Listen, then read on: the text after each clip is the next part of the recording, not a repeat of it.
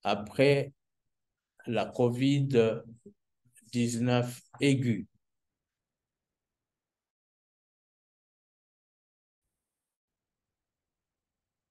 Alors, il y a d'autres symptômes persistants, par exemple, les troubles cognitifs et mentaux.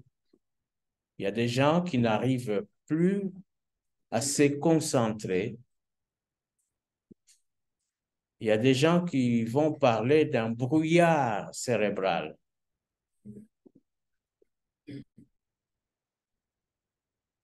Imaginez un enfant. Il y en a dans cette maladie. Il y en a qui présentent des troubles mentaux. On a des douleurs thoraciques. On a des douleurs thoraciques. Et dans ces douleurs thoraciques, il faudrait distinguer des douleurs et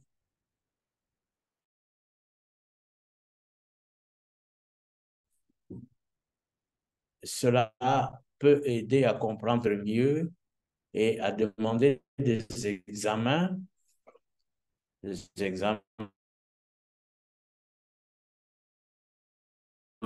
pour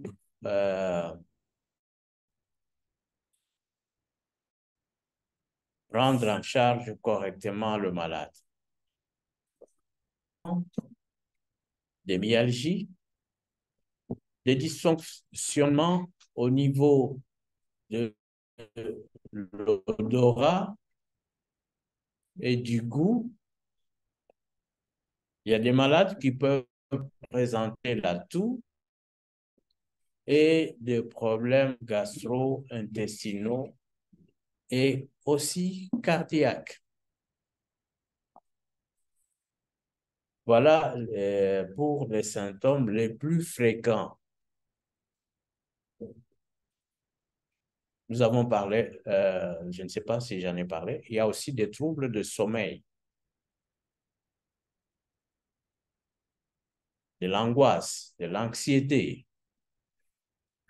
Alors, si nous pouvons prendre en rapport avec le sexe, donc l'homme et la femme est plus sensible que l'homme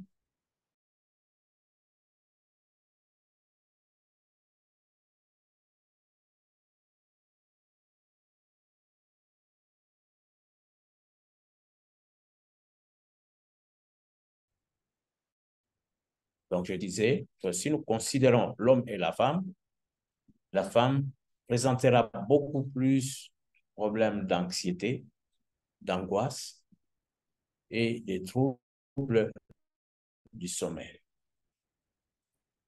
Alors, concernant l'indice de masse corporelle, nous aurons des personnes obèses qui présenteront beaucoup de symptômes prolongés. Donc, les personnes obèses se présentent dans le cas de COVID long avec beaucoup de symptômes.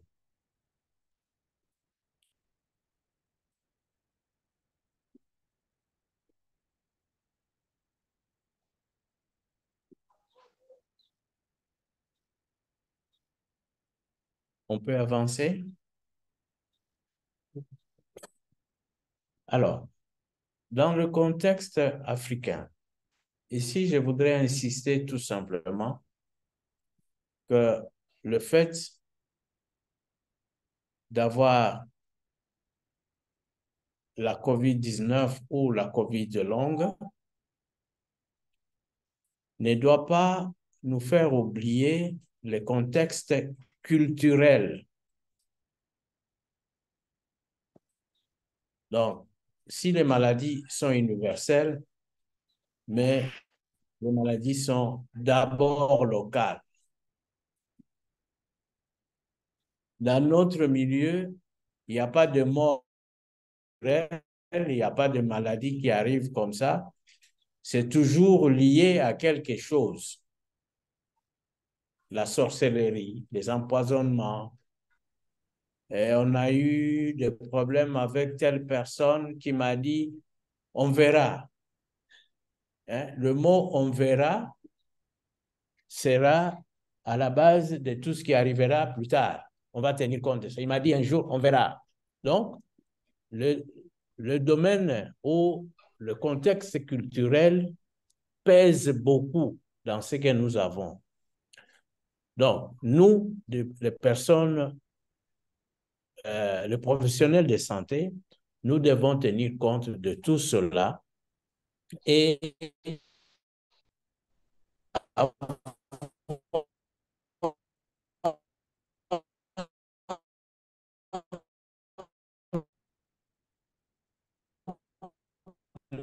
beaucoup de patience pour entendre ces personnes-là. Ils ont de leur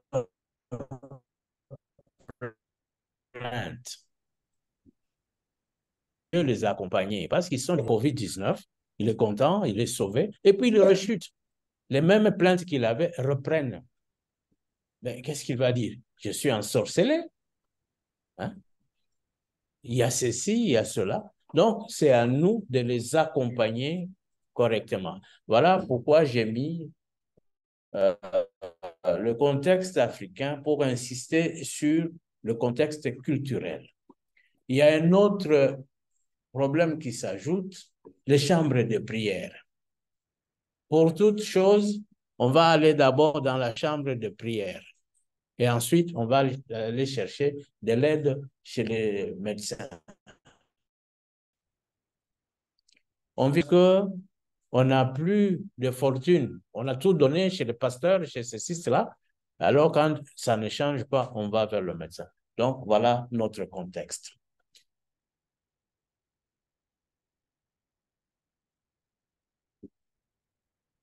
Qu'est-ce que nous allons retenir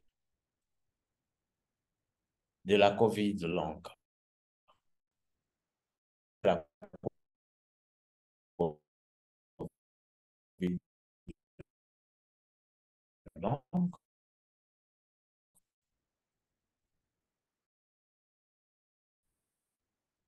L'homme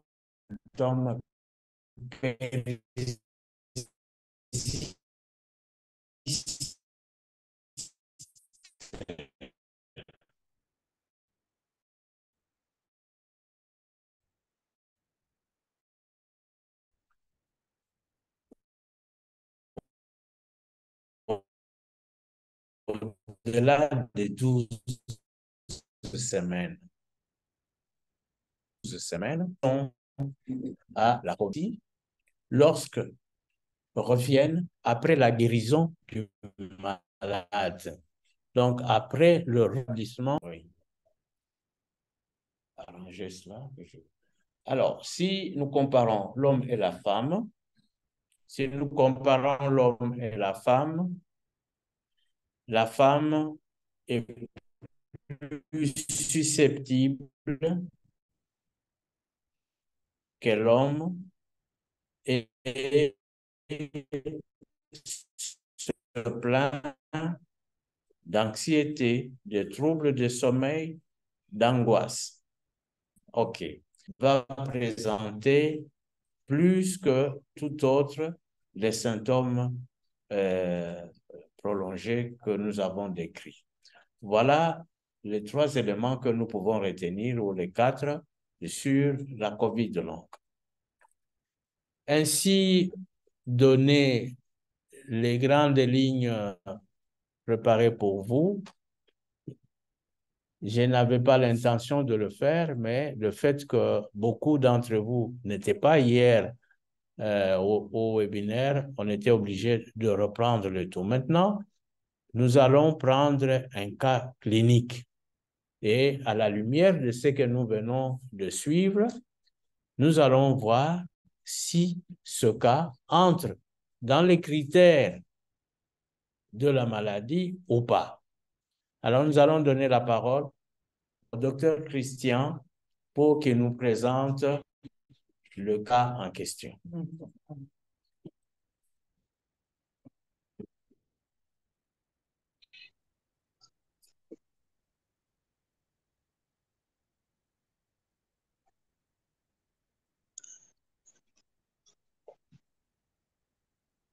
Merci pour la parole, cher maître.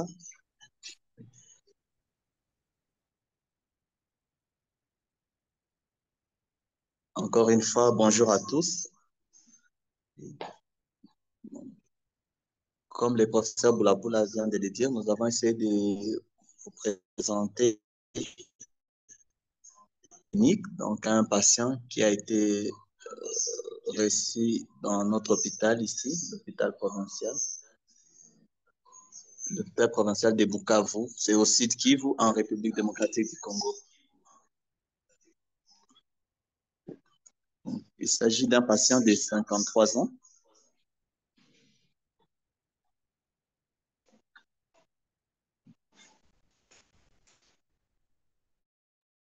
Pour ça, est-ce que vous pouvez partager l'écran pour que nous puissions aussi voir le fichier? Ou je vais le faire si vous voulez.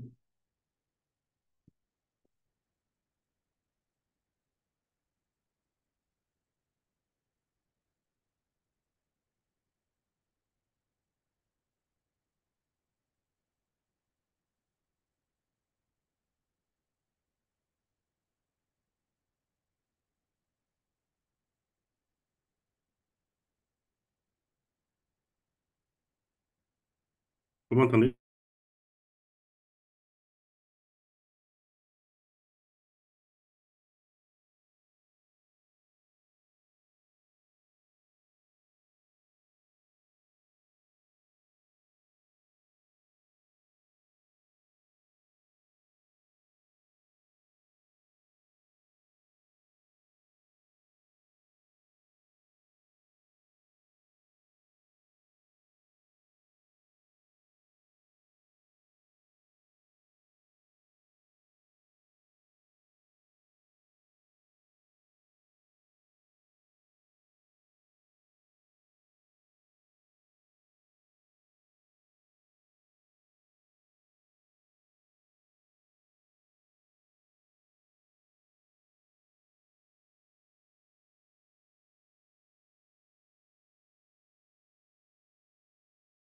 Nous voyons la main du docteur. Mais je sais pas. Oui, Kodak, je suis là.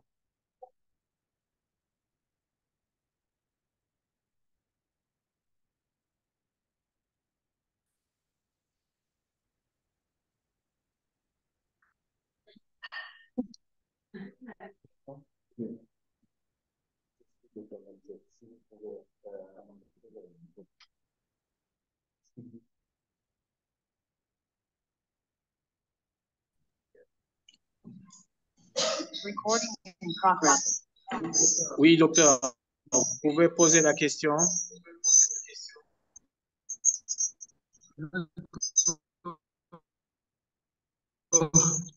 Merci, professeur, pour voir. Est-ce que, Monsieur Pascal, vous pouvez fermer votre micro?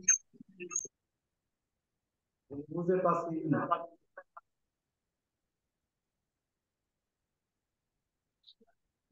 Posez la question. Docteur François, je pense que vous pouvez y aller. D'accord, la question, elle est de savoir, la personne qui a présenté ces séquelles, donc qui a développé la COVID, est-ce que la PCR ou le test de COVID continue à être positif ou non? Deuxième question, c'est de savoir aussi la personne en fait qui a développé la COVID longue, est-ce qu'elle finit quand même par guérir ou c'est juste descendant par rapport à sa maladie? Voilà les deux petites questions. Si j'ai bien compris la question, c'est celle de savoir si la personne a contracté la qui a COVID-19 contracté la COVID-19, guérit ou pas. C'est ça? elle guérit ou pas. Oui, c'est ça, oui. C'est ça? Oui. Nous avons dit que Et si le test Oui. rapide, Nous avons dit COVID que ou PCR, nous devons distinguer deux nous choses. devons distinguer deux choses.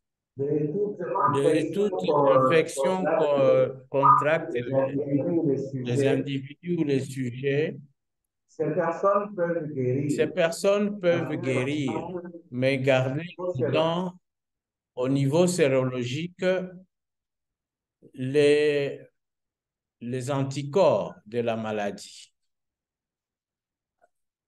Est-ce que je me fais comprendre? oui. Donc, une personne a contracté une maladie, une infection, elle peut guérir de cette infection, de cette maladie, mais elle garde une cicatrice biologique, si je peux me le permettre de dire. Hein, ce sont les anticorps qui continuent à circuler pendant un temps. Hein, ça, c'est connu. Oui. La personne est guérie. Mais pour le cas qui nous préoccupe, quand il s'agit de COVID longue, les personnes se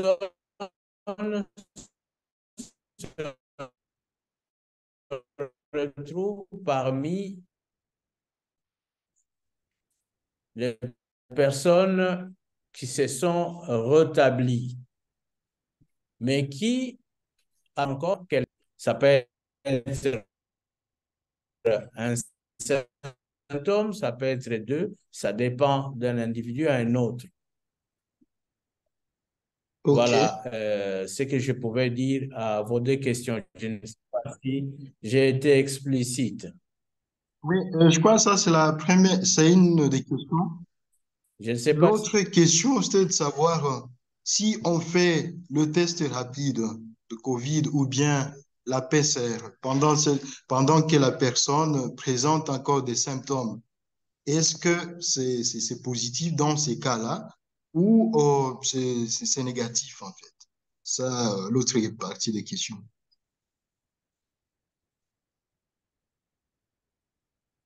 Nous sommes dans quel cas? COVID longue ou bien Oui, COVID COVID acute? longue.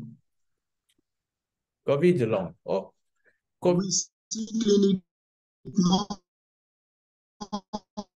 COVID longue, ce sont des personnes qui se sont rétablies.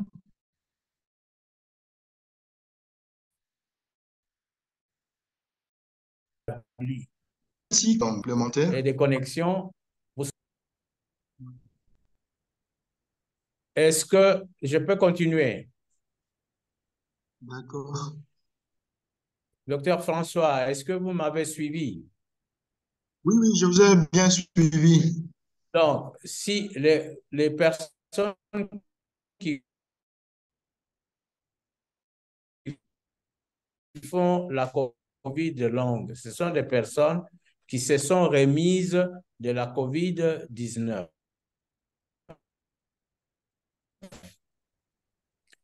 La question, si réellement nous admettons que toutes ces personnes-là se sont rétablies.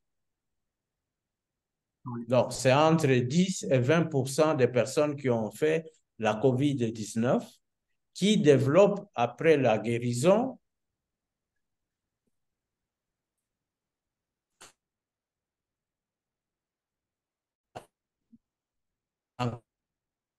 encore les signes. Et pendant cette période-là, ça dépend pendant combien de temps vont disparaître les anticorps, les protéines S et le virus lui-même. Mais c'est une hypothèse qui a persistance de virus et c'est cette persistance qui donnerait encore des réactions chez ces personnes-là. Mais est-il que ce sont des hypothèses? On a fait des études sur modèle de rongeurs. Sur ces modèles qui étaient basés sur les infections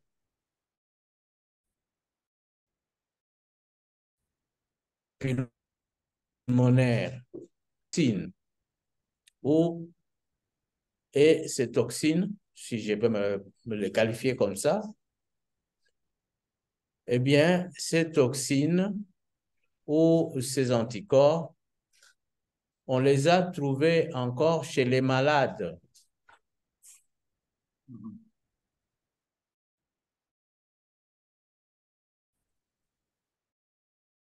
Et on pense, on trouvait que l'atteinte pulmonaire s'accompagnait aussi des atteintes au niveau cérébral. Bon, est-ce que c'est ça qui explique tout? Non. Le problème est plus complexe que nous le pensons. Et chaque jour, on découvre encore des éléments. Attendons le jour que nous n'aurons plus affaire à des hypothèses. À ce moment-là, nous n'aurons plus de lumière. Bien, il y a 3 demandes de parole. Attendez. Il y a Dr. Feza qui a posé la question et il y a un deuxième qui a posé la question dont le nom ne s'affiche pas.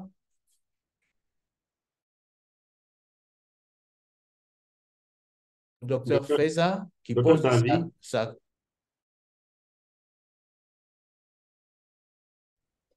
C'est Dr. Henry. Oui, posez alors la question et ensuite nous passons la parole à Madame Feza. Dr. Henry? David, posez la question. D'accord, merci beaucoup, cher professeur, pour la présentation. C'était vraiment édifiant. Alors, j'ai une petite question. Partant de la définition de la COVID longue, et étant donné que la COVID-19 entraîne une atteinte multiviscérale, et comme vous avez dit, donc les séquelles aussi touchent plusieurs systèmes et que donc les symptômes ne sont pas vraiment spécifiques. Alors, ma question est de savoir, est-ce qu'il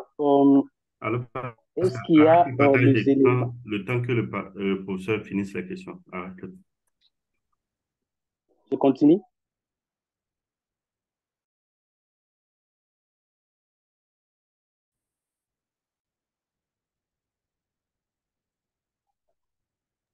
Oui, désolé. Docteur David, vous avez la parole. D'accord, oui. Je réponds donc. Partant de la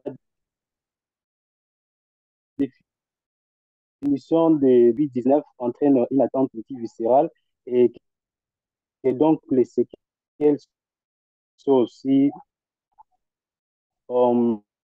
touchent également plusieurs systèmes et que donc spécifiques. Alors, je me dis, est-ce qu'il y a des éléments clés du diagnostic de la COVID longue pouvant permettre de rester dans un cadre particulier et de ne pas être trop exhaustif devant ces signes-là qui sont spécifiques, au risque de demander tellement de bilans pour exclure d'autres pathologies qui soient infectieuses ou non infectieuses, parce que ces signes-là peuvent se retrouver dans plusieurs autres pathologies. Et vouloir rester dans la définition de la COVID-19 qui nécessite l'exclusion d'autres pathologies pouvant entraîner ces mêmes symptômes, on risquera de demander peut-être plusieurs bilans. Vous voulez demander ce qu'il y a vraiment pour diagnostiquer la COVID longue. Merci beaucoup, professeur.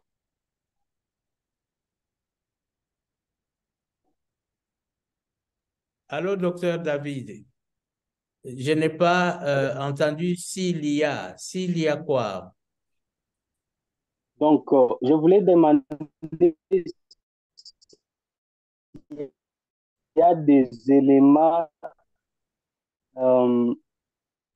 spécifiques spécifique du diagnostic de la COVID. Allô, professeur?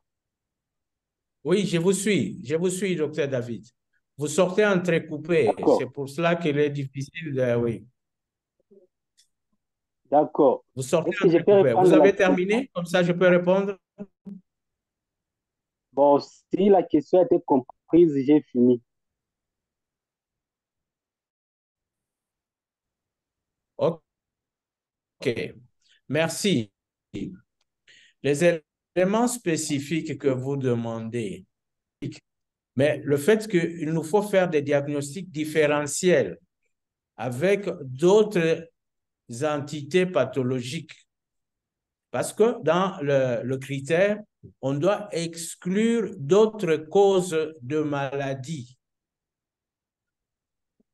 Parce que s'il y a d'autres causes de maladie, ce n'est plus la COVID longue. Il y a une confusion. C'est pour cela qu'il faut tout faire pour éliminer d'autres causes. Donc, en clair,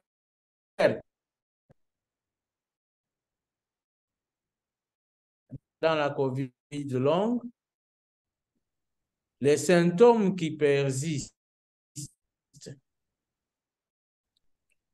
qui partent et qui reviennent, n'ont pas de substrat comme tel pour les lier à quoi que à la longue.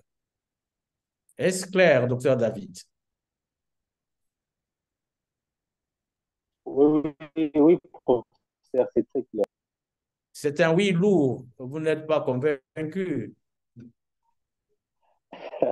Oui, je suis convaincu, professeur. Je suis convaincu quand même. Merci beaucoup. Nous allons Oui, passer la parole à docteur Feza avant de remettre la parole au docteur Christian. Allô? Docteur Allô? Feza, vous avez la parole. Oui, merci, professeur, pour la docteur présentation. Feza, vous pouvez parler. Oui, professeur, merci pour la présentation. Ma question est la suivante. Est-ce qu'il y a-t-il de facteurs prédisposant à faire la COVID longue? Ou bien y a-t-il un groupe de sujets ou d'individus prédisposés à faire de la COVID longue? Et puis, ma deuxième question est la suivante. Après la COVID-19, La troisième question, madame. Ce la sera la troisième. troisième question. Oui. Après la COVID aiguë, est-ce qu'il y a-t-il des mesures préventives pour la COVID longue? C'est ça ma question. Merci. Mes questions. Merci, madame. Facteurs de risque, mesures, personnes prédisposées et mesures de prévention. Si je peux résumer ainsi. Facteurs de risque. Facteurs de risque, je n'ai pas voulu les noter. Eh bien, c'est d'abord la prévenue de ces plaintes-là, chez celui qui fait la COVID des signes et symptômes, la précocité de leur survenue sont parmi les éléments, je pouvais citer d'autres, qui peuvent nous donner une valeur prédictive de la COVID longue. Je parle de valeur prédictive. Je ne sais pas si en épidémiologie, vous vous rappelez encore des sensibilités, spécificités, faux positifs, faux négatifs, valeurs prédictives positives et négatives. Je ne sais pas si vous vous rappelez encore de ces choses-là, mais je voulais tout simplement souligner que la plupart de ces signes et symptômes leur précocité et leur nombre pouvaient entrer en ligne de compte pour dire que cette personne pourra faire une COVID longue. Mais entre nous, la COVID longue, c'est une nouveauté, disons une nouveauté entre guillemets. Hein? On continue à apprendre pour mieux appréhender le problème. Alors, sur le plan génétique, il y a une équipe dont je dois chercher la référence et je pourrais peut-être vous mettre la référence dans le site, qui a trouvé une zone dans le génome de ce virus qui semble être responsable de la COVID longue chez certaines personnes. Donc, affaire à suivre. Ce n'est pas encore une évidence, mais on a déjà trouvé quelque chose et attendons les expériences à venir. Les mesures préventives pour la COVID longue, il faut éviter d'attraper la COVID-19. Si on évite d'attraper la COVID-19, on ne fera pas la COVID longue. Mais si on est déjà dans la COVID longue, bien, il faut beaucoup de patience, il faut aller vers les soignants en attendant un jour qu'on ait un protocole pour guérir les malades qui font la COVID longue. Bien, je pense qu'on va s'arrêter à ce niveau. Je vois que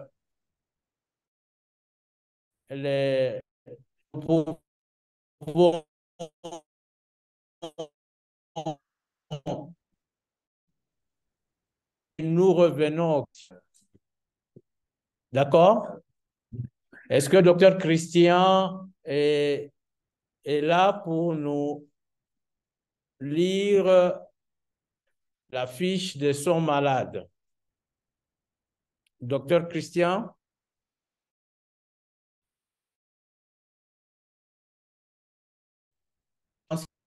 Oui, docteur? Parlez pour que ceux qui sont en ligne vous suivent.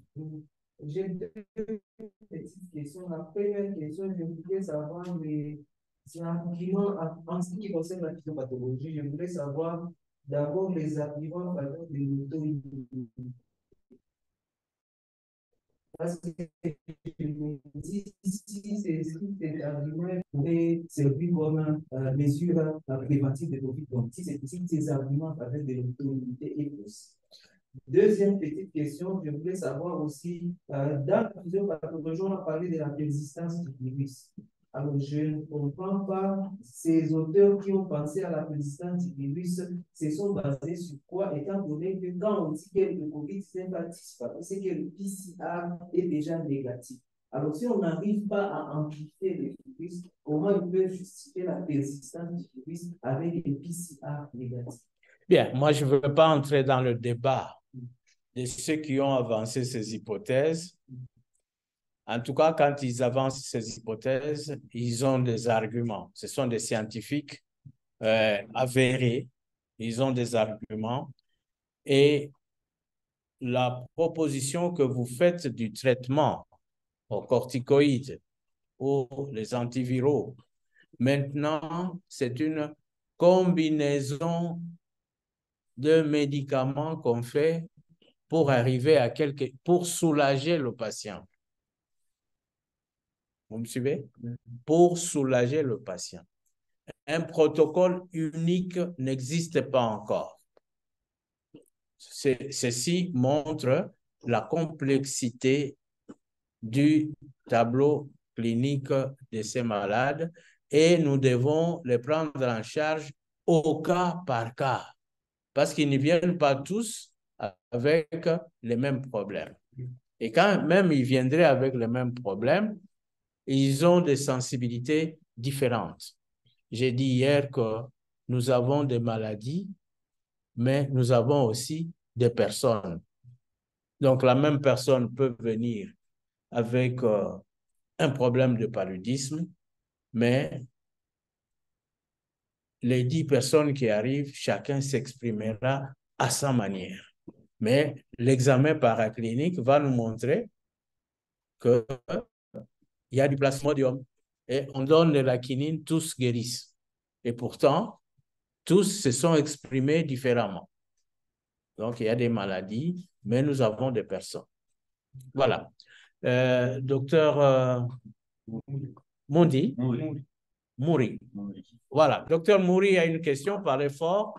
Si, j'aimerais savoir le lien entre la vaccination contre la COVID et la saisonnière de la COVID l'entière, les liens. En fait, la vaccination, docteur Christian, on vous attendait pour lire la fiche du malade. Bien. La vaccination, quel est son rôle? La vaccination, c'est prévenir que quelqu'un, un individu vacciné, n'attrape pas la maladie. Alors, il y a toujours cette question que je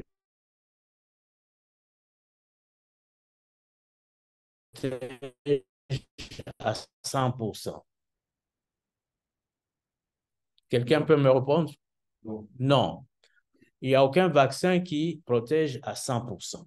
Vous vaccinez les enfants contre la rougeole, ce n'est pas que les enfants ne feront pas la rougeole. Les enfants vaccinés vont attraper la rougeole, mais elle ne sera pas très intense. Elle ne sera pas très intense par rapport à un enfant qui n'a pas été vacciné.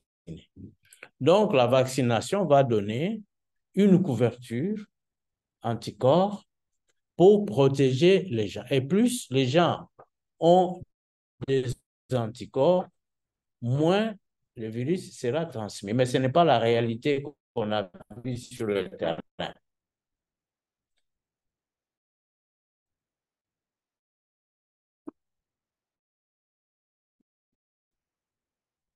Alors,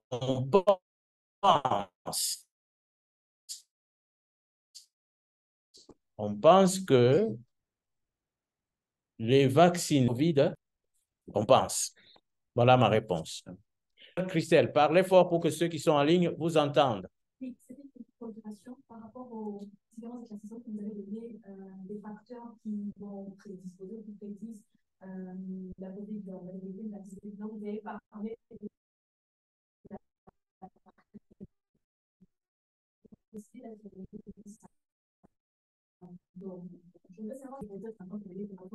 je ne saurais pas vous dire à l'heure actuelle.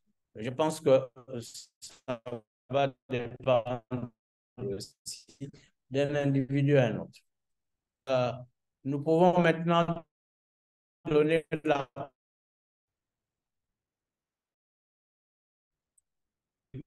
Oui. Vous avez les textes. Alors, venez près de... Monsieur Pascal, vous pouvez partager l'écran? Arsène et David, vous allez attendre.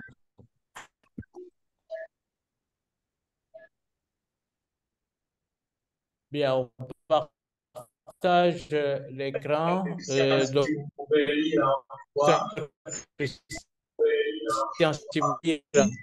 Merci pour la parole, cher maître. Donc, nous présentons un patient de 50 ans qui a été reçu en consultation externe chez nous donc le 6 mai de cette année. C'est un patient qui est venu pour des palpitations cardiaques à l'effort, des douleurs aériennes.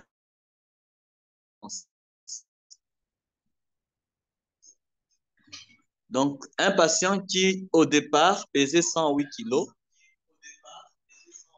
mais qui, à notre consultation, est arrivé avec 93 kilos.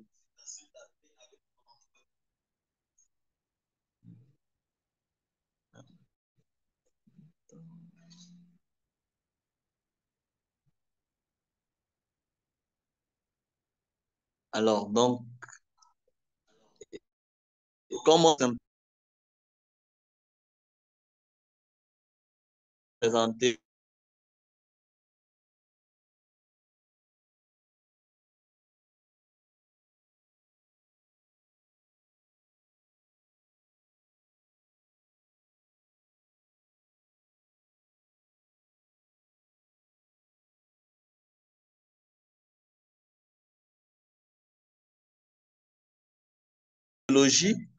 Avait montré une vitesse de sédimentation accélérée à 40 mm à la première heure.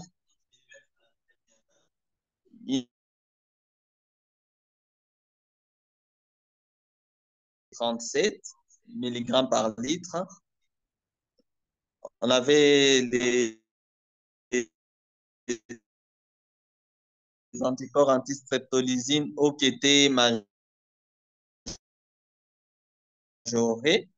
mais par rapport à son albuminémie légère et une hyperfibrinogénémie, l'LDH majoré, la créatinine était à 1,33 mg par litre. Concernant les bilans hépatiques, il n'y avait pas de syndrome de cholestase ni de syndrome de cytolyse. L'échographie cardiaque avait révélé une hypertrophie concentrique avec trouble de relaxation du ventricule gauche. L'ECG était normal. Bon, nous n'avons pas eu le temps de mettre la radio. Alors, nous avons évoqué comme hypothèse une altération de l'état général et une forte suspicion d'une connectivite.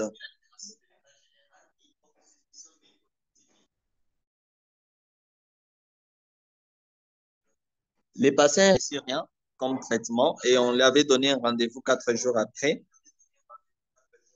Oui. Donc, l'anamnèse, là, vous êtes en train de voir qu'on rappelle un peu ses antécédents pertinents, notamment sa récente hospitalisation pour une pneumonie avec désaturation. Alors, donc, je ne vais pas revenir sur les antécédents parce que je pense qu'on a évoqué ça dans la fête de la consultation du 6 mai.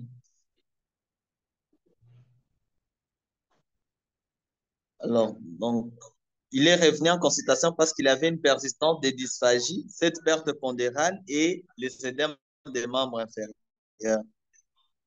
L'examen physique notait toujours une saturation en oxygène limite à 92%.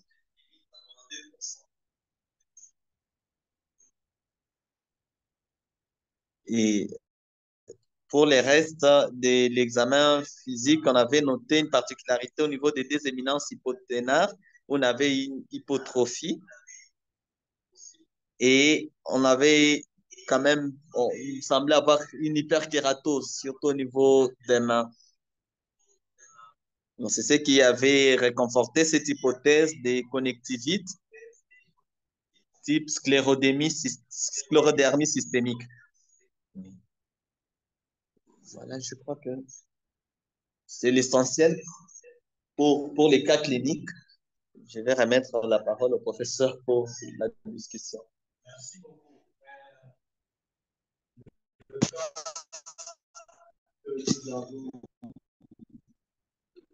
Merci beaucoup, Dr Tchongo, pour la présentation de cette fiche de malade de 53 ans. Nous voyons que ce patient a fait la COVID voici 2 ans, à peu près, 3 ans. Je pense que c'est parmi les premières personnes, hein, parce que la COVID, il vous souviendra que c'est le 19 décembre 2020. Donc, C'est cette période-là que ce monsieur a contracté sa maladie. Et depuis, le monsieur revient à l'hôpital, il fait une pneumonie, il est hospitalisé en médecine interne pendant une courte période pour une pneumonie dont on n'a pas trouvé les indices d'une infection bactériologiquement confirmée.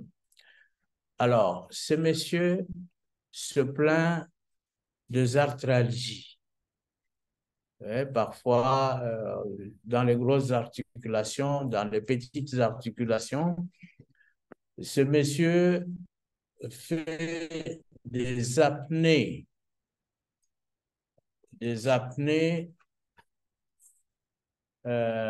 nocturnes.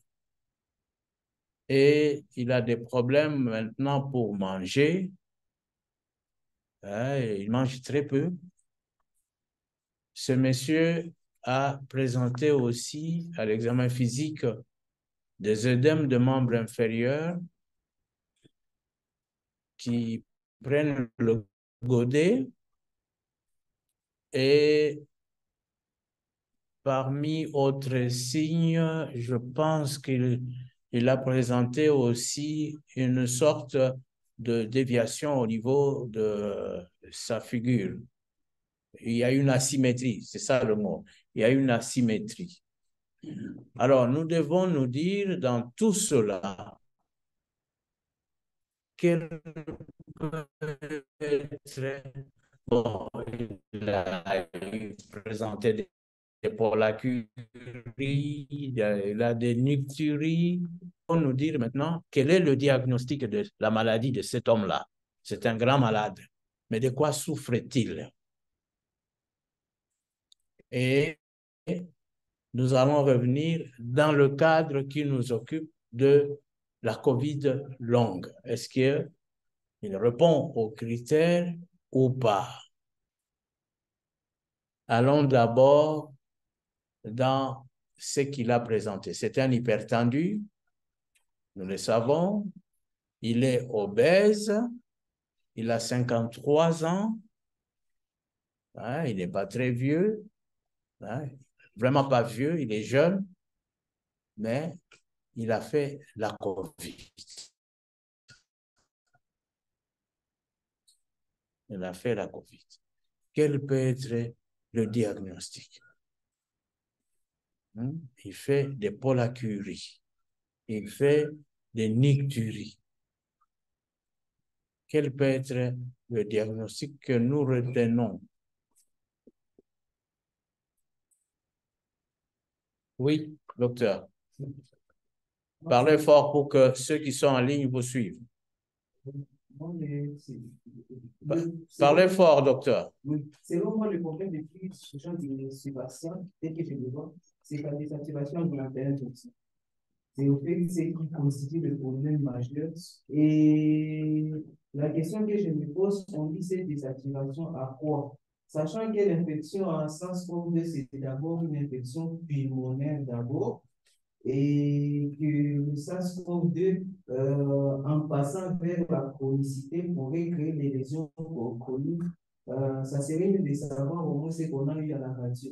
Quelles sont les images que la radio a pu montrer? Malheureusement, le protocole ne nous montre pas les résultats de la radiographie.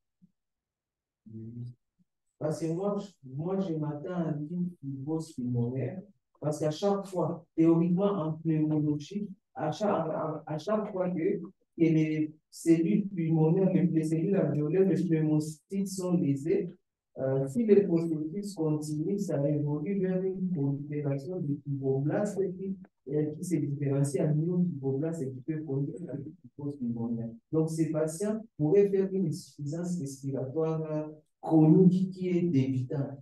Merci, merci. Alors, d'autres arguments pour docteur, vous appelez comment, docteur? Michel. Pour docteur Michel, ce patient ferait une fibrose pulmonaire. C'est ça qui explique ces problèmes de désaturation. Oui. Autre... Oui, Madame Christelle ou Madame Elisabeth, oui.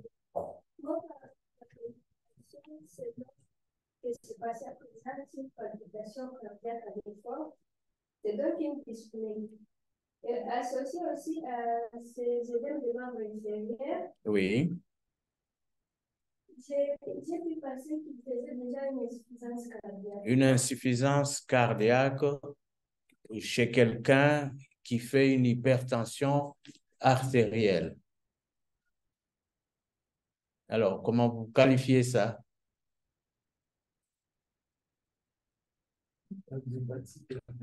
Une cardiopathie hypertensive.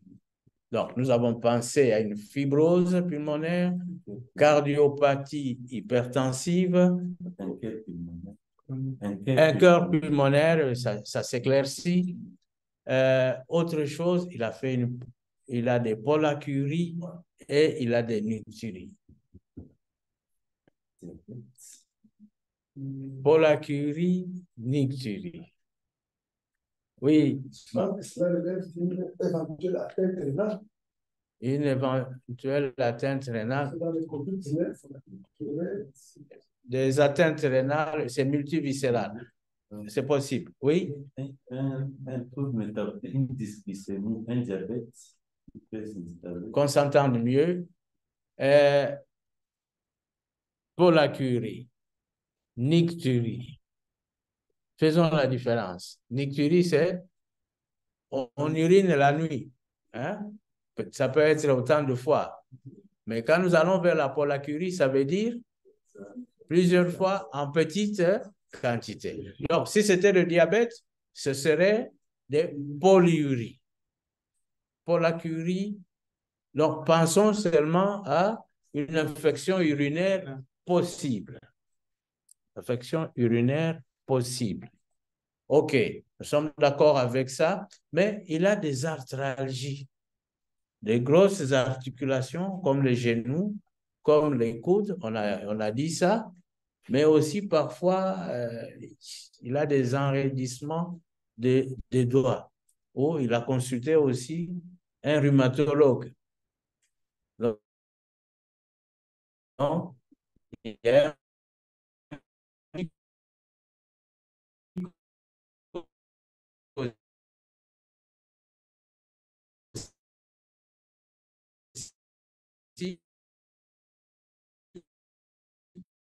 social.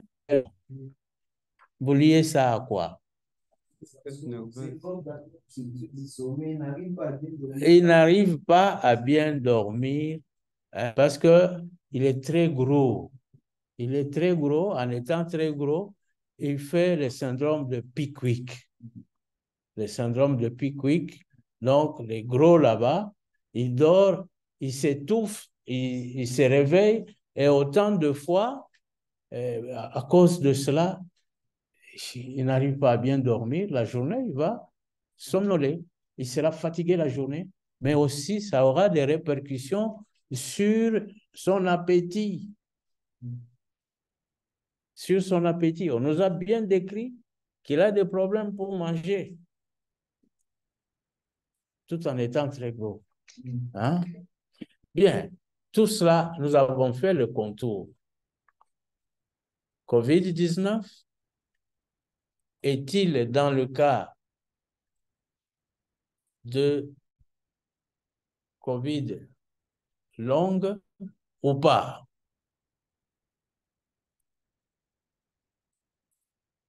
Docteur David, vous demandez la parole? Docteur David, est-ce que vous demandez la parole? Non, non, professeur, non. OK. Parce que c'est comme si votre doigt demandait la parole. Bien, donc nous disions, nous avons circonscrit les possibilités diagnostiques de ce patient. Il a beaucoup de choses à la fois, mais avec l'antécédent de COVID-19, est-ce que maintenant que nous avons vu les caractéristiques de COVID longue, est-ce que cette personne entre dans cette catégorie, dans ce diagnostic? Je vous donne la parole. Oui, docteur Michel. La question, c'est de savoir est-ce qu'il présentait les mêmes symptômes avant la COVID-19? Parce que j'ai devant moi un patient qui présente presque les complications de l'obésité, l'hypertension, la cardiopathie, les douleurs articulaires, les saignements d'abdos, du sommeil. Tout ça, l'obésité à elle seule peut justifier tout cela. Oui. Pour savoir si elle entre dans le cas de COVID, donc, il serait mieux de savoir si elle présentait déjà avant le COVID ou ces symptômes sont venus après. Pour moi, si ces symptômes sont venus après, on pourrait l'intégrer dans le cadre de COVID. Donc. Mais s'il avait déjà ça avant, on doit savoir si c'est acquitisé ou pas. Si c'est acquitisé, alors on peut dire qu'il fait partie de COVID. Donc. C'est ça, en fait, qu'on a vu. Donc, pour Dr Michel, si ce qu'il présente maintenant existait avant, c'est-à-dire avant la maladie, avant COVID-19. Oui. Et si ça existait, nous disons d'abord, oui, ça existait, oui. Donc ça fait partie. Donc, ça ne fait pas partie. Ça ne fait pas partie puisque ça existait. Oui. Et ça n'a pas existé. Dans quelle mesure cela ferait partie de COVID longue? Ça n'a pas existé. Oui. Si ça n'a pas existé, ça ferait partie des COVID. Donc, si on arrivait à exclure d'autres sous-bassements, donc, la COVID,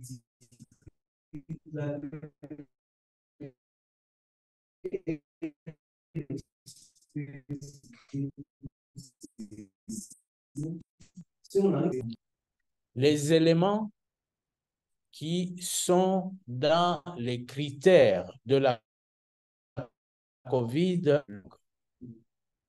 nous retrouvons, mais rien ne nous permet aujourd'hui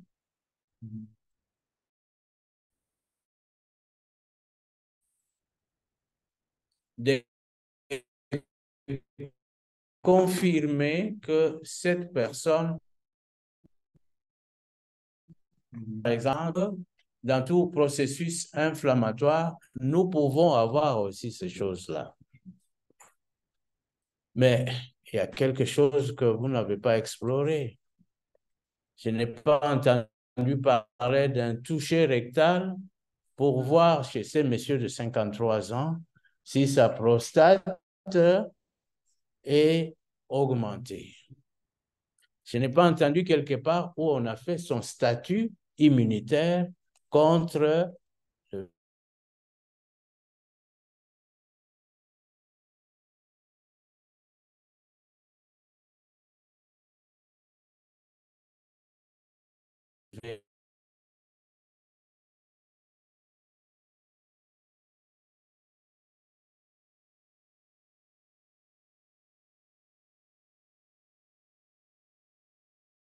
questions sur le cas ou leur apport sur le cas. Comme ça, nous avançons pour répondre à 3 à 4 questions qui étaient pendantes et nous allons clôturer. Y a-t-il des questions en ligne? Je vois une main, je ne sais pas si c'est une ancienne. Docteur Arsène?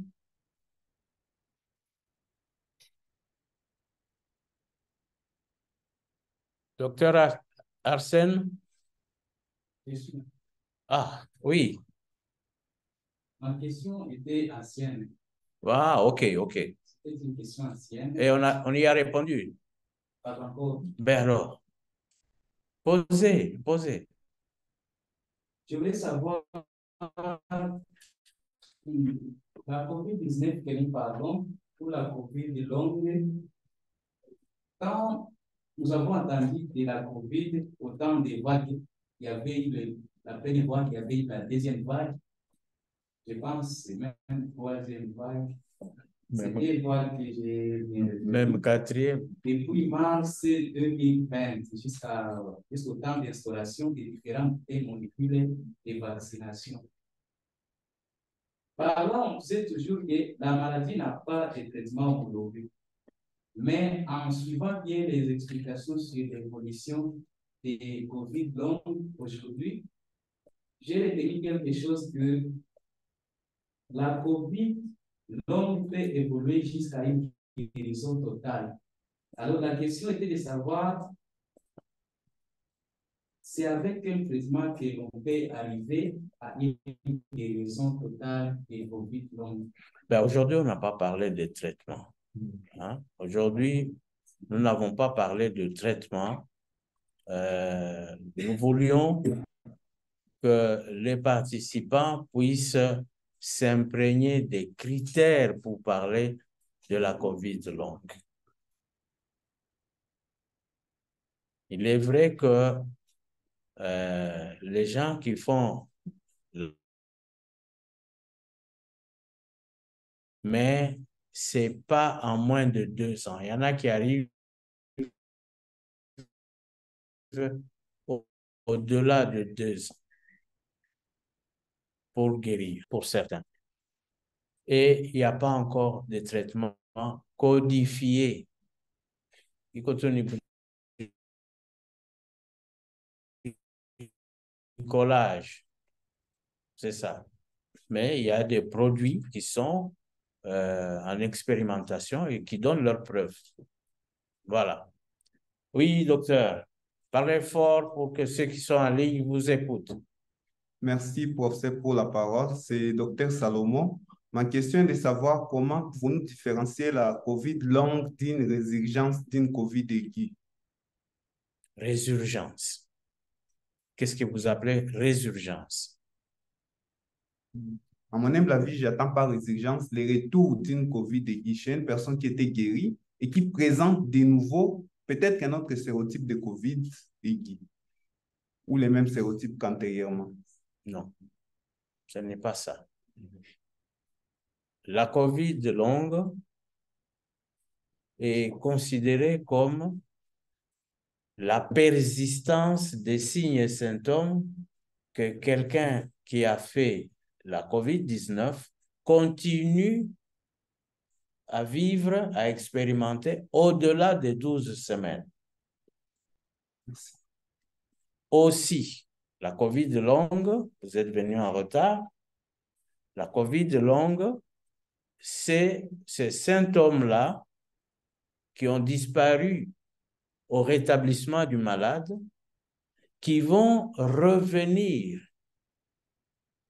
quand quelqu'un rentre au travail, il veut reprendre son travail, il trouve que la fatigue revient.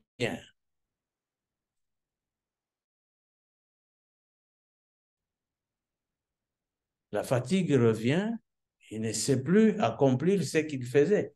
Ou il ne travaille pas, la performance est réduite.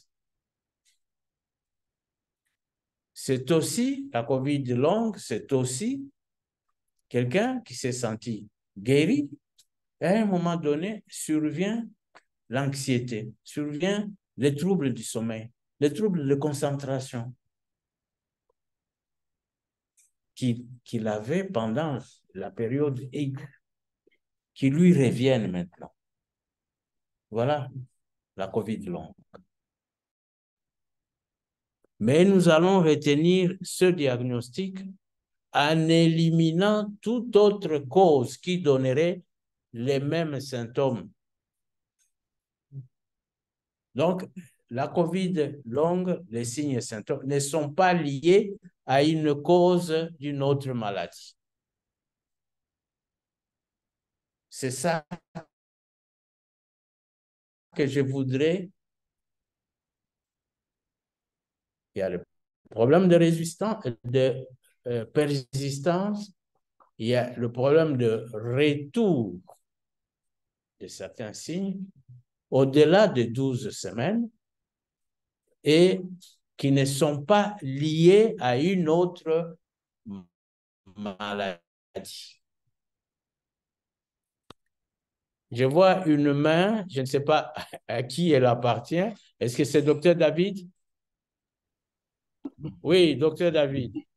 Oui. Merci beaucoup pour la parole. C'est plutôt qu'au départ, le patient a fait un syndrome métabolique parce qu'il est obèse, il est hypertendu, son lipidogramme est perturbé, probablement il est aussi diabétique. Alors, les retentissements respiratoires de ces syndromes peuvent expliquer les troubles du sommeil, donc un syndrome de Pickwick, qui à la longue se répercute sur son cœur, entraînant un cœur pulmonaire chronique qui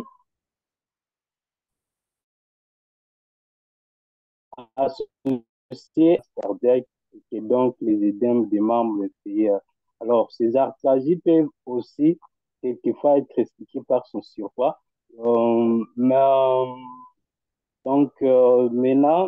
mon observation est que dans les hypothèses des médecins qui ont reçu le patient, ils ont quand même évoqué une sclérodermie généralisée sur base des arguments qu'ils avaient. Ils avaient des dysphagies, de hypertrophie, je sais pas, il y avait un terme qui sont évoqués. Et alors, je me dis, est-ce qu'ils ont pu exclure cette hypothèse après? Alors, de mon avis, les patients fait également ou alors fait une COVID chronique.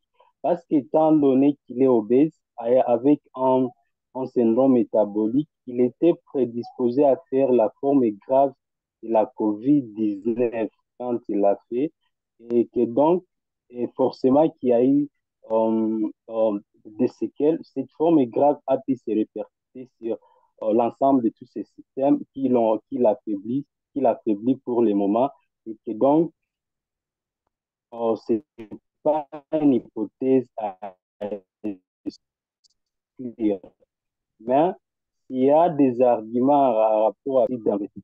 Docteur David, est-ce que vous Oui, pouvez vous si je me résumer? résume, je disais que le patient a au départ un syndrome métabolique. Et ce syndrome métabolique peut expliquer certains des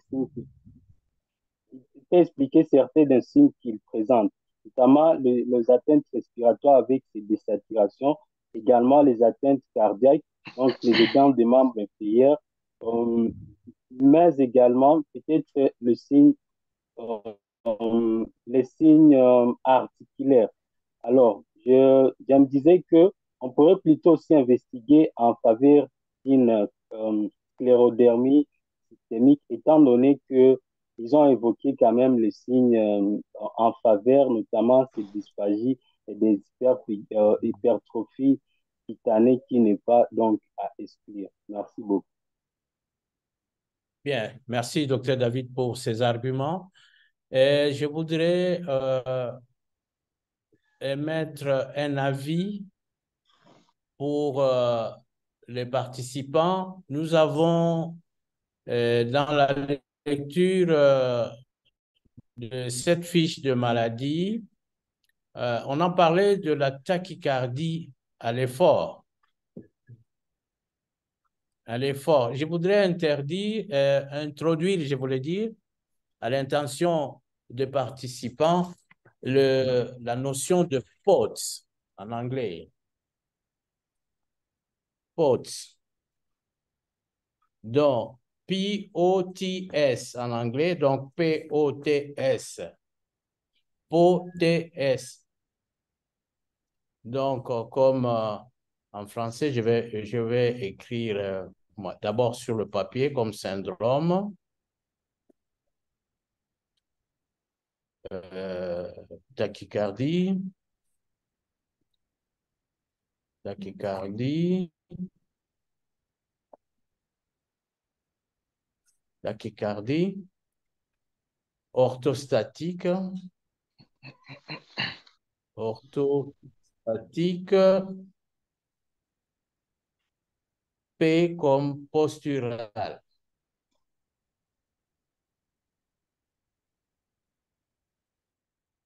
Donc, je dirais postural, orthostatique, tachycardia syndrome. Vous me suivez? Ils sont en ligne? Oui, professeur. OK. Donc, les personnes qui font la COVID longue peuvent développer ce qu'on appelle en anglais POTS, donc le syndrome de tachycardie orthostatique posturale, en se levant. En se levant, ils augmentent la fréquence cardiaque très rapidement et ils accusent cette tachycardie sans nécessairement faire une hypotension artérielle. Je voulais signaler cette situation donc, que les Anglais appellent POTS. En français, on appellerait pots, comme les pots de fleurs au pluriel. Mais au fait, c'est le syndrome de tachycardie orthostatique posturale. Donc, la personne peut arriver à une fréquence cardiaque de 120 à environ 10 minutes dès qu'elle se met debout. Et ça la fatigue. Donc, ce n'est pas nécessairement une insuffisance cardiaque, mais la personne peut développer le POTS, le syndrome de tachycardie orthostatique posturale. Donc, je voulais introduire cela et que vous puissiez retenir. Bien, je pense que s'il n'y a plus de questions, nous sommes arrivés à la fin de notre séance. C'est le début, ça a été flottant, nous avons commencé en retard. Le test, le pré-test et le post n'ont pas été réalisés. Oui, il y a encore une question qui arrive. Oui, oui, oui, posez votre question. Oui, bonjour. Merci beaucoup, cher professeur. Oui. Allez-y. Oui, ma question, c'est par rapport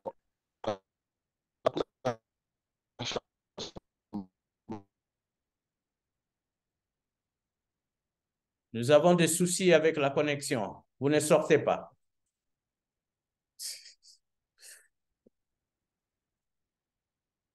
Bien, c'est moi qui suis coupé alors. disposer la COVID-19. Docteur, on ne vous entend pas.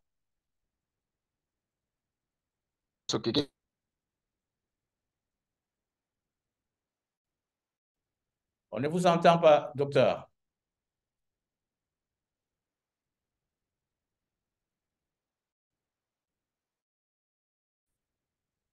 Vous pouvez veuillez reprendre encore, peut-être que nous aurons la chance de vous entendre.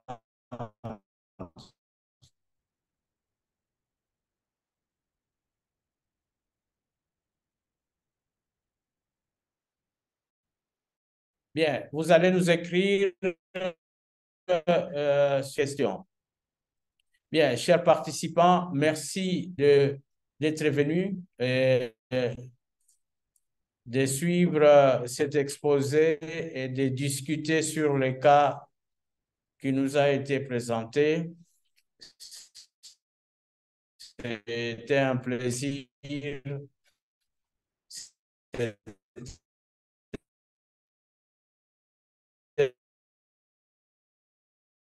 le début, mais ce n'est pas que... Merci.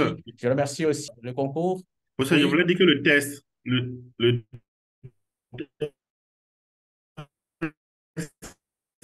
Nous avons copié le titre de l'évaluation pour l'évaluation de la session. Voilà. C'est très important, l'évaluation au niveau de long COVID. Nous l'avons copié, il suffit de cliquer et de remplir. Voilà. Et aussi, comme vous l'avez dit, il y a un webinaire qui se niveau international et ce sont des experts de renom au niveau international de faire des présentations. Donc, nous vous invitons. C'est un webinaire qui est traduit en anglais, en français, en espagnol, dans toutes les langues. Et donc, vous pouvez suivre, vous aurez toute la documentation. Et comme ça, vous pouvez revenir avec le professeur Boula pour vraiment faire la pratique avec des cas. Donc, le lien aussi a été partagé et sera... Mais, Monsieur Conan, je ne sais pas si vous me suivez, nous n'avons pas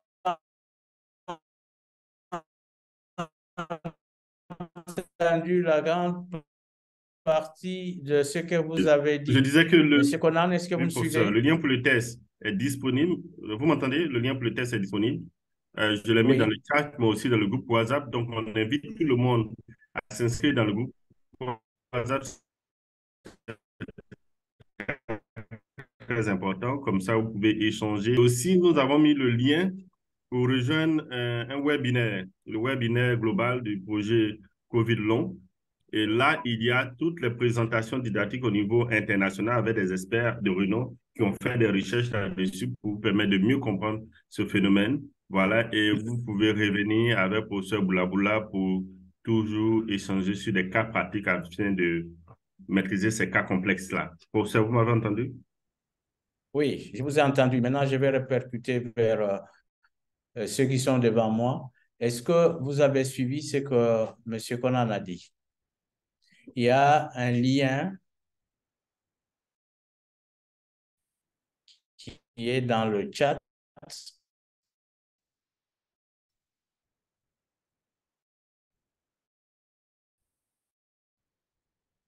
Et ce lien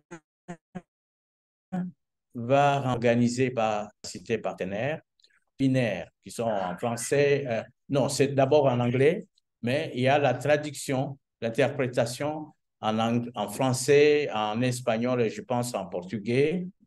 Donc, vous pouvez suivre cela, mais vous pouvez aussi trouver de la documentation. Donc, ces webinaires, les diapositives ou bien les, comment je peux dire, les vidéos, vous pouvez les suivre, mais aussi ce que nous allons continuer à organiser. C'est pour votre documentation. Je pense que je vous appellerai à un autre moment. L'évaluation est là, il L'évaluation. Oui, il a envoyé un lien. Oui. Il faut seulement cliquer sur ce lien. Après avoir cliqué sur le lien, il y a un formulaire pour évaluer la session. Oui. Donc, chacun peut cliquer à partir de son téléphone, de son smartphone. Il y a un lien envoyé dans notre groupe ECHO. Alors, pour ceux qui sont ici, sur place, et pour ceux qui sont en ligne, hier, remplir. Donc, on vous pose une question pour évaluer comment est-ce que vous avez apprécié la session. Donc, c'est ça. Je sais pas si... Veuillez remplir ça.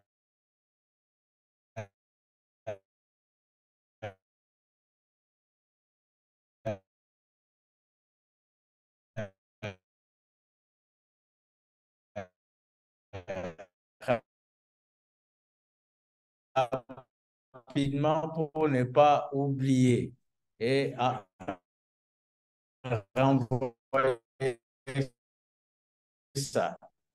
Est-ce que c'est possible? Oui. Lien pour la bibliothèque, pour l'évaluation, pour que tout le monde voit et qu'ils puissent travailler en dehors de l'écran et renvoyer leur évaluation. C'est possible. Le lien est sur le chat. Je l'ai mis aussi sur le chat et donc ils peuvent après cliquer et continuer l'évaluation tranquillement aussi s'ils le veulent. Sur le chat aussi, il y a le lien. Voilà. Le chat WhatsApp, du groupe WhatsApp. Donc, en même temps, j'espère que M. Pascal invitera ceux qui ne sont pas sur le groupe WhatsApp à rejoindre le groupe WhatsApp de la RDC.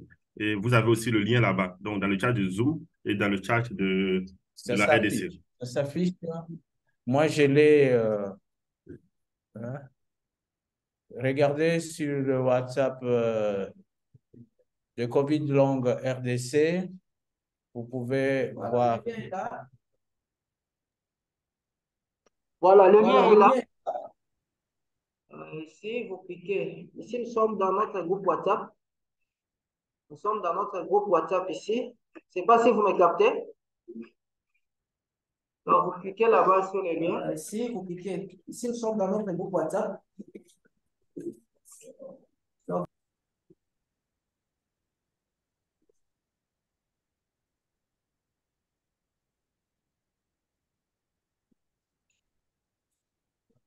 la connexion.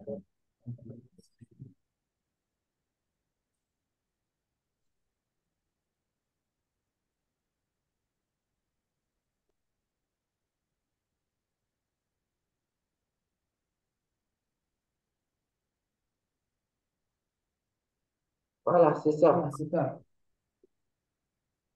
Donc, Donc, vous complétez les liens par par rapport rapport au au c'est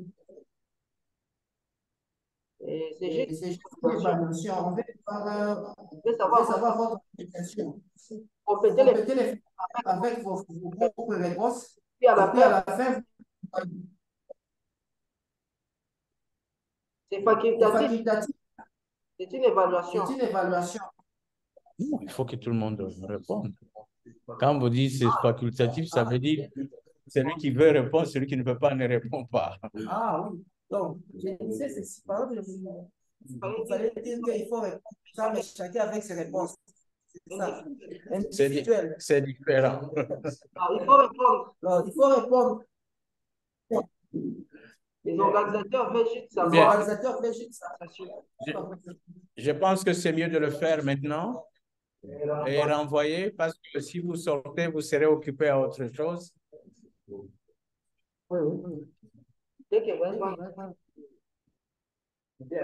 Bien, Monsieur Conan, merci. Je remercie aussi tous les participants. Et je remercie aussi tous les participants.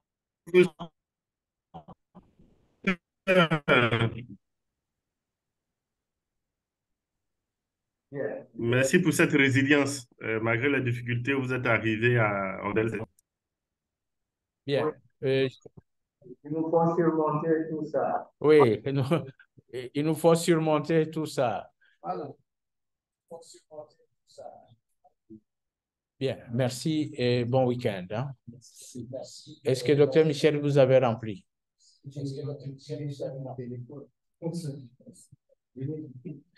Bien. Est-ce que vous pouvez me libérer? Oui. Merci. D'accord, merci à tout le monde. La participation a été de 27 personnes. 27 personnes. 27 personnes. 13 en ligne et 15. Ici, merci beaucoup. Combien en ligne? En ligne, 13. 13. Et ici? 15. Donc, c'est 28. Il y a une personne qui est en ligne. Alors, il faut dire 15 plus 13 et une entre la ligne et la présentielle.